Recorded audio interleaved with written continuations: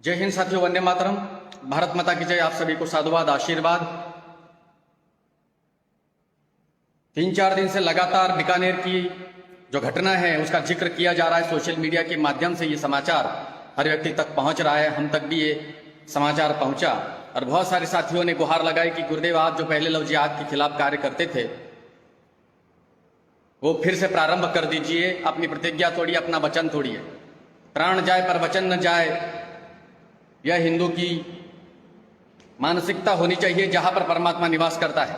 वचन तब तोड़ा जाता है जब देश और धर्म पर आघात होता है, लेकिन यह देश और धर्म पर कोई आघात नहीं है। इसलिए बीकानेर की घटना के लिए ना मुझे कोई मलाल है, ना मुझे कोई दुख है, ना मुझे कोई प्रसन्नता है।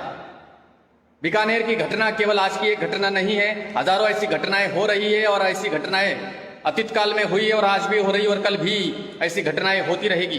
और इसके जिम्मेदार केवल और केवल हिंदू समाज स्वयं ही है।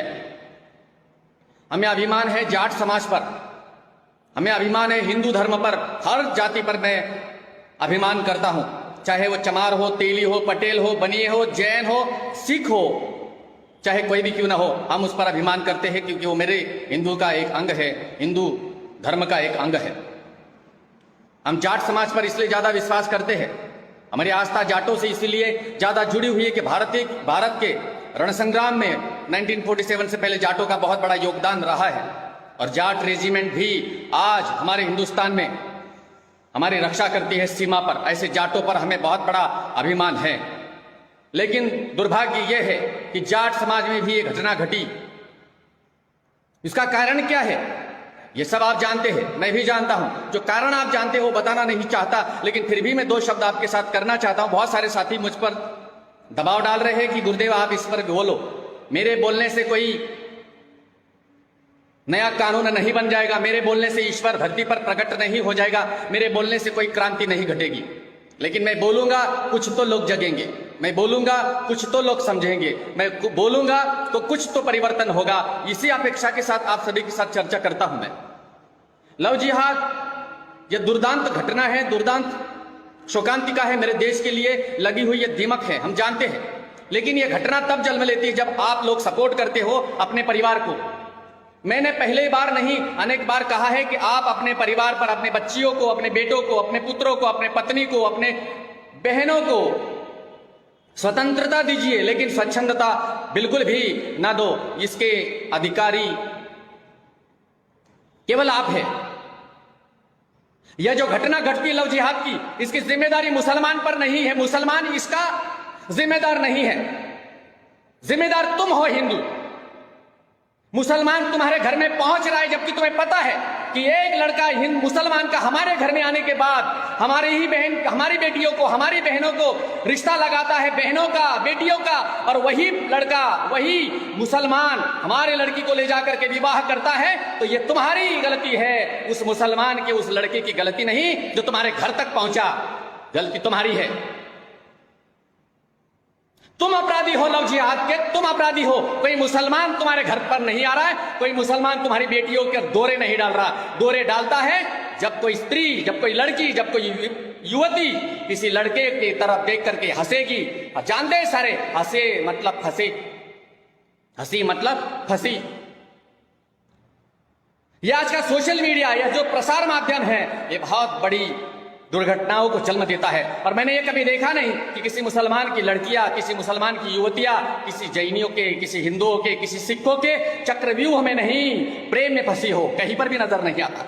कुछ घटनाएं घटती है, लेकिन 100 में से 99 घटनाएं, 100 घटनाएं हमारे हिंदू लड़कियों के साथ इसीलिए होती है क्योंकि तुम लोग लापरवाह हो, हिजड़े हो, नपुंसक हो। बड़ा दुख होता है ये बातें बोलते हुए कि क्यों हमें ही लोगों को टारगेट करना पड़ता है। तुम जैन हो, तुम हिंदू हो, तुम सिख हो, मैं तुम्हें टारगेट करूंगा क्योंकि मैं तुम्हारा धर्मगुरु हूं। मैं मुसलमानों का धर्मगुरु नहीं हूं, मैं ईसाइयों का धर्मगुरु नहीं हूं। मैं तुम्हें टारगेट करूंगा, तुम्हें गाली दूंगा, तुम्हें शब्दों से लताड़ूंगा क्योंकि मैं तुम्हारा धर्मगुरु हूं। और मैं उन मुसलमानों का भी धर्मगुरु हूं जो मुझे समझना चाहते हैं, जो देश और राष्ट्र से प्रेम करते हैं, जो दूसरे की माता बहनों को वही सम्मान देते हैं जो स्वयं के लिए चाहते हैं। बीकानेर की वो घटना, वीडियो देखा मैंने, वो लड़की का बाप और लड़की का दादा कह रहा है कि हम लोग सुसाइड कर लेंगे, आत्महत्या कर लेंगे। तुम्हें मर जाना चाहिए, आत्महत्या ही कर लेना चाहिए तुम्हें। मैं तुम्हें आत्महत्या के लिए उकसा नहीं रहा हूं, लेकिन तुम लोग उसी लायक हो। तुम ही नहीं, जिस घर में भी लव जिहाद की घटना घटती है वे सारे के सारे अपराधी हैं। उन्हें मनुष्य कहलाने का अधिकार नहीं है, क्योंकि तुम थोड़े से लालच में आकर के इन विधर्मियों को अपने घर तक लाते हो। शादियों में साले तुम अपनी मेहंदियां भी अपने बच्चियों के हाथों पर मुसलमानों से कराते हो। सामान खरीदना है, आपने मुसलमानों के दुकान पर जाकर के खरीदते हो। भंगार बेचना है, वहां जाते हो। टायर पंचर हो गया, वहां जाते हो। अपराधी तुम हो, मुसलमान अपराधी नहीं है। तुम हिजड़े बन चुके हो और तुम्हारी यही कायरता तुम्हें डुबाती है। तुम्हारी यही कायरता तुम्हारे बेटियों को घर से उठाने के लिए मजबूर कर देती है। तुम तुम्हारे बेटियों के बलात्कारी हो, तुम तुम्हारी बेटियों के हत्यारे हो, वो मुसलमान नहीं। तो मुसलमानों तुम्हारी प्रशंसा नहीं कर रहा, तुम तो साले दरिंदगी हो, तुम करते ही हो ऐसा। एक मुल्ला जाकर के वहां पर अपने घर में मुसलमान का लड़का हिंदू के घर में जाकर के भाई और बहन बन रहे हैं, दोनों आपस में रक्षाबंधन का सूत्र बांध रहे हैं। वो लड़का उस लड़की के हाथ से, और वही हाथ उस लड़की के शरीर पर आप इस समय घूम रहे होगे। कितनी बड़ी विचित्र विडंबना है ये। तो इसका अर्थ क्या होगा? ये लोग किसी की भाई किसी की बहन नहीं होते। किसी के जो अपनी सगी बहन के साथ में भी दुर्व्यवहार करते हैं, तुम्हारे घर में बहन बना करके अगर कोई व्यक्ति रह रहा है तो अपराधी तुम हो। साले तुम्हारे साथ यही घटना घटनी चाहिए। बीकानेर की घटना का मैं तो पूर्ण रूप से समर्थन करता हूं कि जो हो रहा है अच्छा ही हुआ। तुम लोगों को एक नया और सबक मिल गया। लेकिन कितने सबक मिले कि तुम्हें इतिहास तुम्हें सबक सिखाता है, लेकिन फिर भी तुम सबक सीखने के लिए राजी नहीं। लव जिहाद, हमारी हिंदू लड़की प्रेम करती है, लेकिन उस कुतिया को भी प्रेम करने के लिए मुसलमान मिलता है। उस हरामखोर को प्रेम करने के लिए हिंदू नहीं मिलता, बनिया नहीं मिलता, जैन नहीं मिलता। मैं जैन समाज का अनुयायी हूं। अगर मेरी पुत्री, मैंने तो विवाह नहीं किया, लेकिन मेरे धर्म से, मेरे परिवार से संबंधित कोई लड़की, कोई युवती अगर किसी चमार से प्रेम करेगी तो मैं तैयार हूं। शादी अवश्य होनी चाहिए।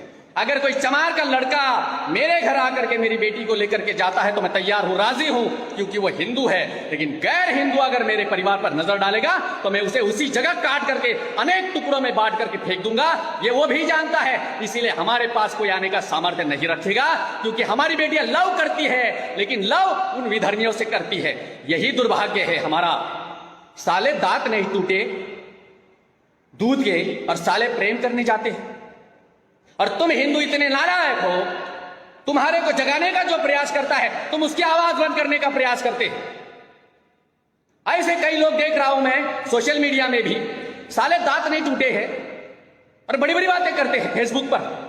एक लड़की है छोटी, मैं उसका नाम नहीं लेना चाहूंगा, 15-16 साल की है, दांत टूटे नहीं अभी मुंह में से दूध के।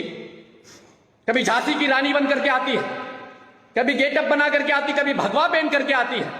ऐसी शब्दों में बोलती है जैसे सारी जानकारी है उसके पास। एडविना के साथ सोने वाले नेहरू जी, आपको एड्स हो गया था, ऐसे शब्द। एक 15 साल की लड़की जिसको अकल तक नहीं है एड्स क्या होता है, वासना क्या होती है, सेक्स क्या होता है, इसकी जानकारी है जिस लड़की को नहीं है, वो आकर के फेसबुक पर बड़े बड़े तुर्रम जैसी बातें करती है। और यही लोग फिर सोशल मीडिया में अपनी बकवाद करके अपना परचम लहराने के बाद फिर उसका दुरुपयोग करते हैं। सावधान हो जाओ हिंदुओं, जिसका जो कार्य है वही कार्य उसको करना चाहिए। 15 साल की बच्ची है, दूध टूटे, दूध के दांत नहीं टूटे, और वो तुम्हें जगाने की बात करती है। अरे तू खुद तो पढ़ाई कर ले पहले।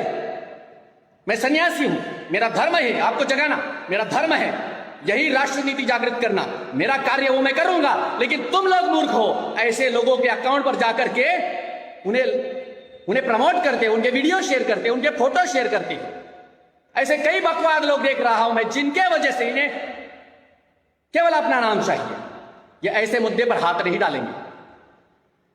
तो मैं यही कहूंगा, बीकानेर की इस घटना पर मेरा कोई विरोध नहीं, कोई समर्थन नहीं, और मैं लव जिहाद के खिलाफ कभी भी आवाज नहीं उठाऊंगा।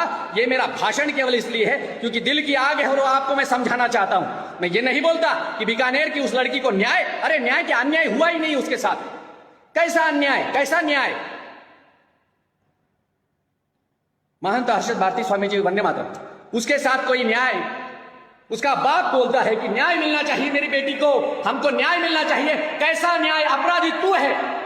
एक मुल्ले को अपने घर में ला करके उसी के हाथों ऊपर अपनी बेटी के हाथ से राखी बांध रहा है, उसको घर में खाना खिला रहा है, कुत्ते की औलाद सालक पेट छुआ रहा है, और वही लड़का तेरी बेटी को लेकर के जा रहा है, शादी कर रहा है, विवाह कर रहा है, निकाह कर रहा है, और अब तू रो रहा है सोशल मीडिया में अपनी जात और अपनी जाति का ढिंडोरा पिटवा करके मेरी रक्षा करो। तो नहीं, तेरी रक्षा कोई नहीं करेगा, तू तेरी रक्षा खुद कर। जो तुम्हारी इज्जत पर कटाक्ष करता है, तुम भीख मांगते हो हिंदुओं। अरे मेरी बहन, एक लड़का आया था मेरे पास कई साल पहले, मारा था मैंने उसे। देखो मैं सोशल मीडिया में बात बोल रहा हूं, डरता नहीं मैं।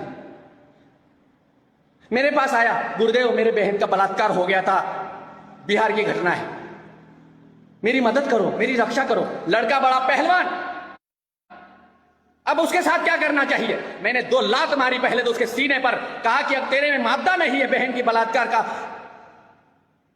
बदला लेने के, तो मेरे पास तू क्यों आया?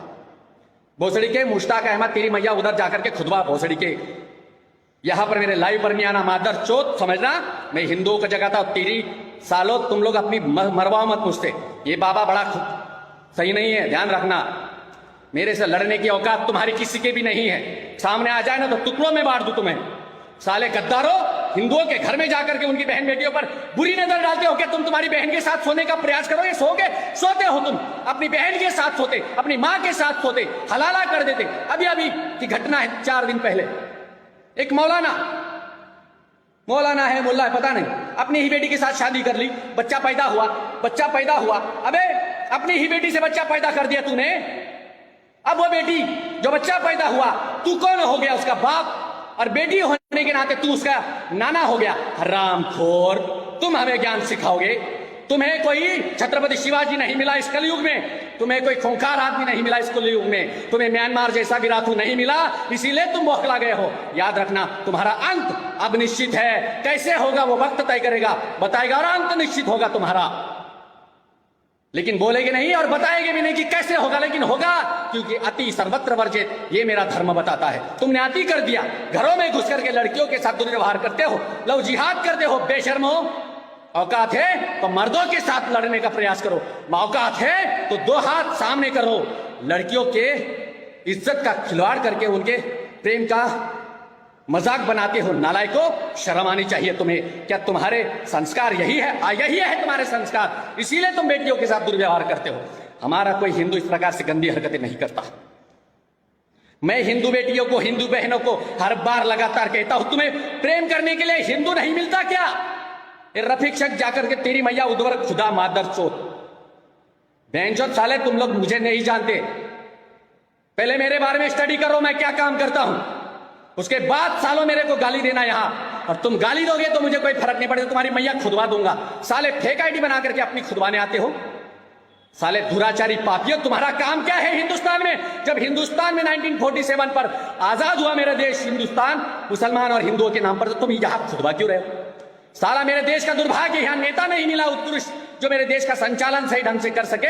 आज योगी आदित्यनाथ मिला, आज शिवराज सिंह चौहान मिला, आज अमित शाह मिला, आज नरेंद्र मोदी मिला, इसीलिए तुम्हारे बिलों में साले बौखलाहट हो रही है। हरामखोरों, तुम्हारा अंत निश्चित है, कोई फर्क नहीं पड़ता। मैं तुम्हें बोलने के लिए नहीं आया, मैं हिंदुओं को बोलने के लिए, हिंदुओं पर टारगेट करूंगा मैं आज। हिंदुओं ध्यान रखना, तुम्हें टारगेट करने आया हूं। याद रखना, ये बीकानेर की घटना के हत्यारे तो